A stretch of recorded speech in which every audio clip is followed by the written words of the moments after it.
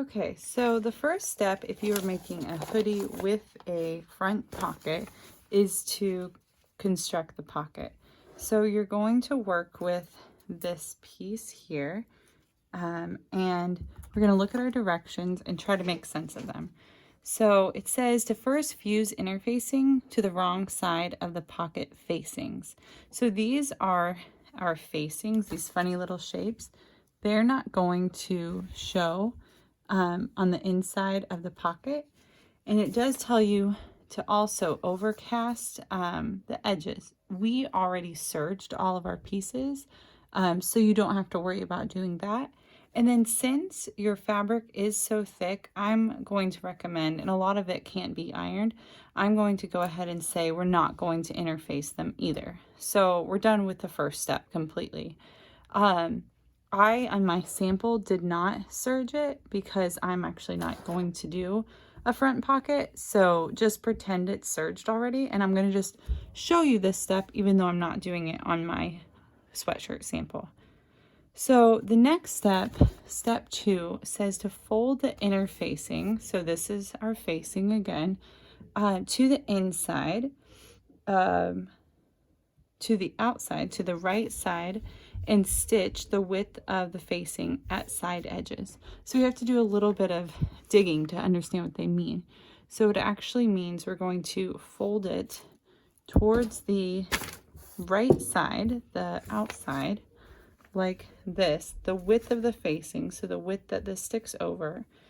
And then on the directions they show, we're going to only sew right here.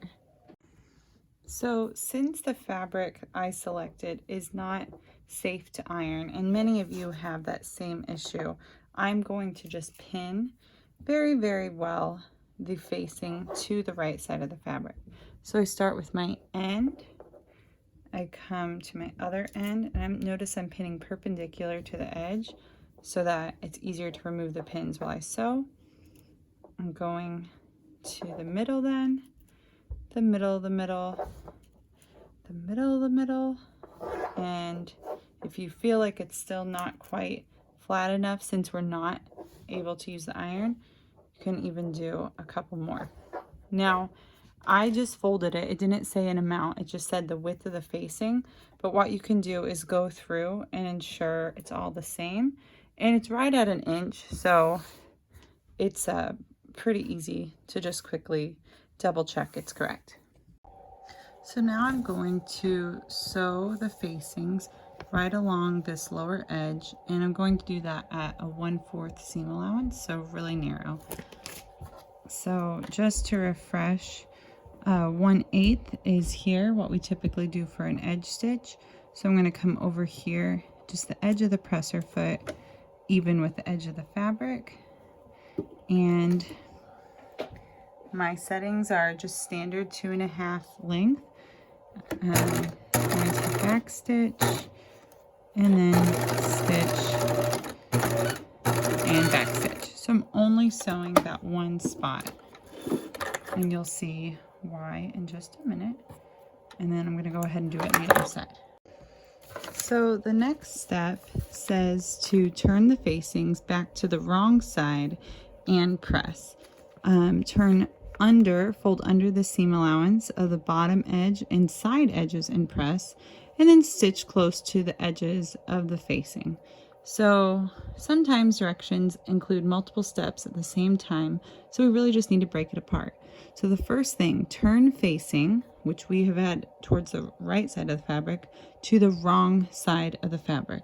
So I'll flip this over, and we're going to turn it. And you'll notice where we sewed is going to stay nice and crisp, which will help shape the pocket. So we're going to turn it, and then we're going to pin it 1 inch this way. So we pinned it really well, even though we didn't sew it the first time, to make sure it was going to lay evenly. And now we're going to just do the opposite. I'm going to do the other side as well. So I pinned both facings to the wrong side now, and you'll notice the corner is nice and crisp since I already sewed it the opposite way. Then the second step says to fold under the seam allowance of the side and the bottom of the pocket, and then to stitch them closely to the edge. But it only says, that's my cat, it only says to stitch close on the facing. So I'm actually only pressing here and I'm stitching here and here. So they make it kind of complicated, more complicated than it needs to be. So the first thing I'm going to do is just fold this up, the bottom and the side of the pocket, and I'm going to do 1/4 inch. It doesn't even say that on the directions, but I know it's 1/4 because, and I think they're assuming you would know, because we sewed it the other side at 1/4. So it naturally wants to go that way. Again, since I cannot iron this fabric, I have to be very, very thorough with my pinning and my measuring. I didn't measure this first part initially because you'll find it just wants to fold that much since it was sewn that much. So after you do that side, I recommend doing the other side and then the bottom. Okay, so I've completed my pinning. Notice how many pins I have since I can't iron. And then I did go ahead and go around the edges and check that they're all the same. And now I'm going to sew. But remember, I'm not sewing the lower half yet.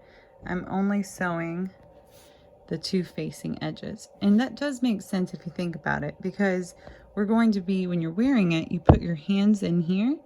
This is where your hands go in the pocket. And the bottom doesn't need that edge yet until we actually sew it onto the sweatshirt. So I'm in position to edge stitch this inside edge of my facing. And I'm gonna do that all the way along this inside edge. And then continue on the other side. So now that my pocket's complete, the next step is to get the front of my sweatshirt out and pin the pocket into place. This is going to look a little bit different than you might think off the top of your head. So first off, to find the front piece, if your pattern piece isn't on it anymore, you're going to look for one piece with the scoop neck. The back looks very similar, but the neck isn't scooped. And then if you weren't able to transfer your pattern markings, you'll need to get this piece out again and lay it out and see where it suggests the pocket be placed. So I'd marked it before, but it didn't really transfer very well. So I just note that this is the corner of where the top of the pocket is placed, and can put a marker through there, and I can see my pocket's actually aligned underneath, so I can pin it in place there. And then since it's a mirrored pattern piece, I flip it and then find the other corner and make sure my pocket is aligned to that point. Now you might notice my pocket is upside down right now. That is how we're going to sew it on in the beginning. So the directions for placing the pocket say to pin the right side, so the pretty sides are together, of the pocket of the front. Place the top raw edge along the placement that the pattern told us. And then you should look at the picture. It's saying see illustration. And then stitch the pocket to the shirt 1/4 inch from the raw edge. So it shows us stitching right here. So I'm going to, since I'm not actually putting the pocket on, just pretend I did that. I'm going to put my pins this way so you can see what it will look like when you fold it down. So you're going to sew right along here with your pocket facing upward. Then you fold it down, and it should, I know it's hard to see pattern on pattern, but I'll outline it for you. Here's the top, here's the sides that I already sewed nicely, and then here's the bottom that I already folded up nicely. So then it says to just sew along in the next step here. It says fold the pocket down, press and pin to the front, and stitch close to the side and bottom edges. Reinforce the top and bottom of the pocket openings by stitching as shown.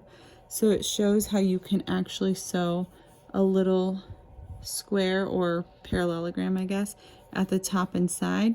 You don't have to do that, but it can help add reinforcement, or it can be decorative. So again, on your actual sewing, you're just going to edge stitch here, here, and here, and you've successfully attached your front pocket.